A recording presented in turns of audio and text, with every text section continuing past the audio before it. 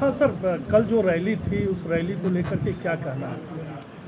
मैं एक तरफ तो प्रयागराज की जनता का आभार व्यक्त करता हूँ कि उन्होंने अब तक के सारे रिकॉर्ड तोड़ दिए और ये स्पष्ट हो गया कि ये जनता की सुनामी थी, जन समूह की सुनामी थी, जिसने पूरे सारे रिकॉर्ड तोड़े।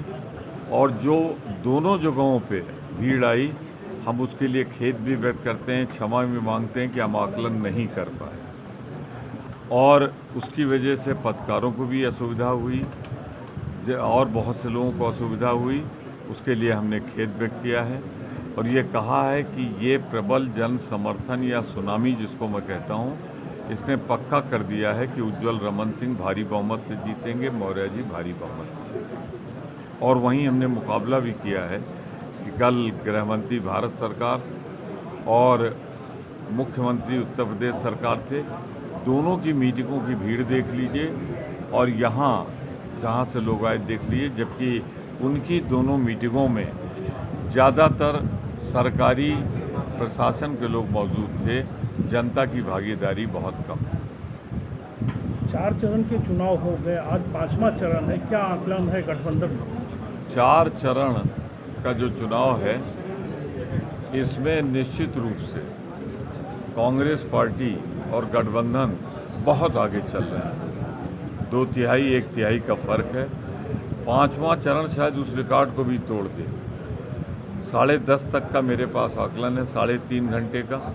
3.5 घंटे में हर जगह जो गठबंधन के लोग हैं उनके पास तो भीड़ है उनके कैंप में, और भाजपा में लोग इक्का दुक्का आ रहे हैं।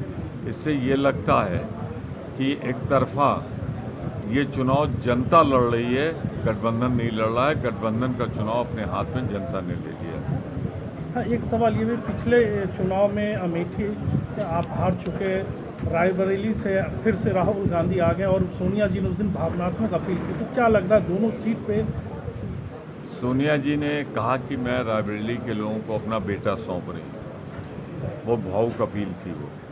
उन्होंने अपना वो वादा निभाया जब उन्होंने त्यागपत्र दिया था, राज्यसभा में आई थी कि मैं अपने परिवार से किसी को दूँ, और उन्होंने वही किया।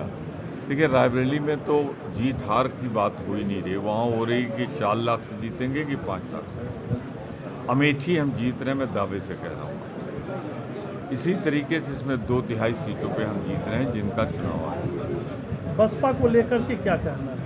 देखिए, बसपा कहीं लड़ाई में नहीं है। जो 5वें राउंड तक है या जो बचे भी 2 राउंड हैं, उनमें कहीं बसपा उम्मीदवार लड़ नहीं रहा है। मुझे लगता है ये अपना इतिहास दोहराएंगे जो 0 का है, क्योंकि गठबंधन के साथ तो इनके पास विनिंग मार्जिन है, वरना लोग बर्बाद नहीं करेंगे। बस मुझे दुख इस बात का है कि जाने या अनजाने इन्होंने जो उम्मीदवार दिए हैं वो गठबंधन के प्रत्याशी को वोट काटें, इस नज़रिए से दिए। राजा भैया की नाराज़गी से कितना फ़ायदा गठबंधन को हो रहा है? मैं नहीं जानता कि कौन नाराज़ है कौन खुश है। इसे नाराज़गी और खुशी से नहीं देखना चाहिए, इसे जन भावना का आदर के रूप में देखना चाहिए। राजा भैया संभवतः इसलिए गठबंधन की मदद कर रहे हैं क्योंकि कार्यकर्ताओं का और जनता का मूड भांप कर एक अच्छे राजनीतिक की तरह उन्होंने ये कदम उठाया है।